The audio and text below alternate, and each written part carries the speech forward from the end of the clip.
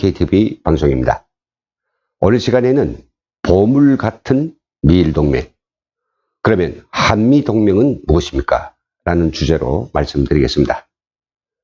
알려진 바와 같이 28일까지 3박 4일 일정으로 일본을 국빈 방문 중인 트럼프 대통령, 미일 동맹을 과찬하느라고 열연했습니다.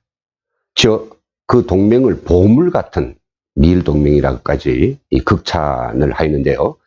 아마 일미 동맹의 중요성과 성공적인 혈명 관계 유지를 과시하고 싶었던 것 같습니다. 그렇다면 일미 동맹은 이 보물같이 진귀할 것인데 한미 동맹은 영혼이 빠진 동맹 같아서 저희 마음은 씁쓸하기만 합니다. 트럼프 대통령을 11번째로 만나는 아베 총리. 대접만 있고 성과는 없다는 일본 내 언론들이 따가운 지적에도 불구하고 9끼 식사 중에서 7끼를 이 트럼프 대통령과 같이 먹으면서 개인적인 밀월과 또 일미동맹의 완벽함을 과시하는 데 집중하고 있습니다. 그러면 과연 아베가 일본의 일부 언론이 지적처럼 트럼프의 여행 가이드 노릇만 했을까요? 저는 이에 대한 여러 가지 분석이 있지만 나름대로 생각한 이 세 가지만을 그 의미를 말씀드리려고 합니다. 첫째는요, 이스칸데르급 미사일 방어에 대한 미국의 협력을 이끌어냈다고 합니다. 지난 9일 북한이 이스칸데르급 미사일을 발사하였을 때 제일 콧등이 시렸던 나라는 아마도 일본이었을 것입니다. 북한은 말이죠, 일본을 종조준할 수 있는 핵탄두 장착이 가능한 이런 미사일이 화성 계열을 포함하여 여러 종류가 있습니다. 하지만 이러한 미사일들은 일본에 배치되어 있는 패트리엇 미사일 포함한 여러 종류의 그 미사일 가지고 충분히 방어할 수 있습니다. 그런데 이번 이스칸데르급 미사일은 지금 어떤 요격수단으로서 대응할 수 없는 것만큼 일본은 정말 자리가 아마 저리기까지 하였을 것입니다. 우리 남한에서는 그 미사일의 위험에 대해서 관가하고 있는지라 마음을 조이지조차 않고 있는 것 같습니다. 그런데 트럼프 대통령은 김정은이 미사일 발사를 계속 하지 않도록 이렇게 다독이기 위해서 뭐라 그랬던가요? 그저 작은 미사일이 지나지 않는다라고 자꾸 평가절하하고 있기 때문에 이에 대해서 아베는 트럼프 대통령에게 그게 그렇게 단순한 것이 아니고 우리 일본에는 매우 사활적인 문제다 라는 말을 각성시키고 또 이스칸데르급 미사일에 대해서 이 방위 차원에서 미국의 적극적인 이런 협력을 이끌어내고 싶었던 것입니다. 아마도 북핵 위기가 더욱 고조된다면 일본은 이때라고 생각하면서 그들이 수건인 일본이 핵 무장화를 실현하려고 들 것입니다. 둘째는 북한 비핵화 전략에 있어서 인권 문제를 매우 중요하게 부각시켰다는 것입니다. 27일 아베는 트럼프 대통령과 함께 일본이 납치자 가족들을 만났습니다. 일본 도쿄 모토 아카사카 영빈관에서 납치 피해자인 다쿠치 야에코, 아마 실종 당시에 22세였던 것 같은데요. 그의 형 이즈카 사케오 씨, 그리고 잘 알려져 있죠, 요코다 메구미 씨, 당시 13살인 소녀였습니다. 그의 모친인 사키에 씨 등 여러 명의 납치자 가족들이 트럼프 대통령과 자리를 같이 했습니다. 피해자 가족들은 이날 납치 피해자들의 사진을 들고 트럼프 대통령에게 보여주면서 이들을 꼭 구출할 수 있도록 미국 대통령이 적극적으로 협력해달라고 부탁했던 것 같습니다. 트럼프 대통령은 이 자리에서 아베 총리 손을 잡으면서 납치 문제에 대해 매우 슬픈 이야기라고 말하기도 했다고 합니다. 그는 여러분들, 이 자랑스러운 가족들을 마음속에 기억하고 있다. 납치 문제는 항상 내 머릿속에 있다면서 납치 피해자들의 사연은 매우 슬픈 얘기다. 어머니에 대해서 또 딸에 대해서 이야기를 많이 들었다. 되도록 납치 문제를 북미 정상회담에서 제기하려고 하고 있다고 말했습니다. 트럼프 대통령이 납치 피해자 가족들과 만난 것은 이번이 벌써 두 번째라고 하는데요. 지난 2017년 11월 일본 방문 당시에도 이들 가족들을 만난 것으로 알려져 있습니다.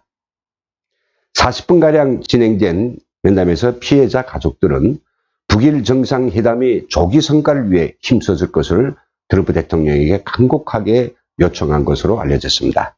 아베 총리는 트럼프 대통령이 방일을 계기로 납치 문제 해결을 위해 노력하는 그런 모습을 적극적으로 드러냈는데요. 그는 이날 미일 정상회담에서도 납치 문제 해결을 위해 김정은과 조건을 달지 않고 정상회담을 실현할 계획을 트럼프 대통령에게 알리면서 그의 협조를 요청한 것으로 보입니다. 트럼프 대통령도 역시 아베가 반드시 이 문제를 해결하려 하고 있다는 것을 알고 있다. 여러분들이 위대한 총리가 어떻게 생각하는지 잘 알고 있다면서 우리들은 납치 문제에 대해 협력하며 앞으로 나아가겠다고 말했다고 합니다. 그러니까 지금 비핵화가 총체적인 목표인데 거기로 가기 위한 여러 전략들 가운데서 일본은 미국의 강력한 제재와 그리고 군사적인 압박, 여기에 인권 문제를 꼭 가지고 접근해야 된다라고 하는 중요한 실마리를 강력하게 어필한 걸로 보입니다. 세 번째는 미일 무역 마찰을 해결하기 위해서 사전 화해적인 분위기를 벌써 마련했던 걸로 보입니다. 미국은 지금 중국과의 사틀을 건 무역 전쟁을 치르고 있습니다. 아마도 이 전쟁은 어떤 형식으로든지 타결될 것이며 그렇게 되면 바로 미국은 일본과의 무역 불균형을 바로 해결하려고 접어들 것입니다. 그런데 7월에는 아베의 정치적 생명을 판가름하는 자면 선거가 있습니다.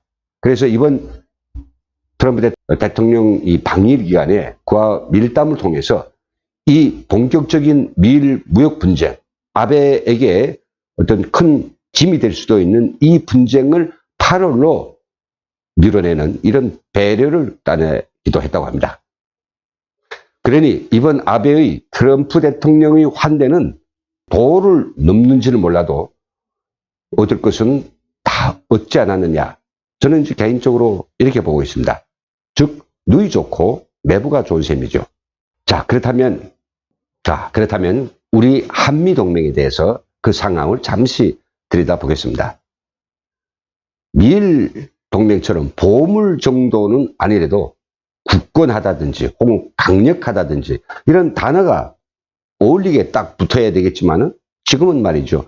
형체는 있으나 영혼이 없는 이런 좀비 동맹과 같다거나 할까요? 실제로 우리 한미 동맹의 이 새참에 북한이 끼어가지고 우리 정부의 무능과 또 미국으로부터 독립하겠다라는 이런 문정권이 오기 때문에 한미 동맹이 점점 시원치 않습니다.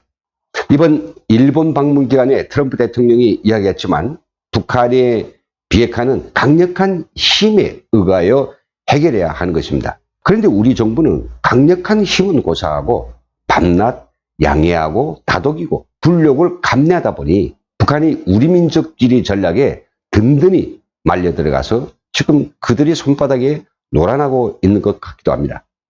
동맹의 핵심은 안보 동맹이고 군사 동맹입니다.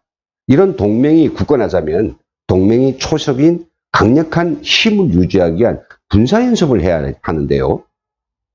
이 북한이 눈치를 보느라고 우리 군은 늘 연기만 모락모락 피우고 있습니다.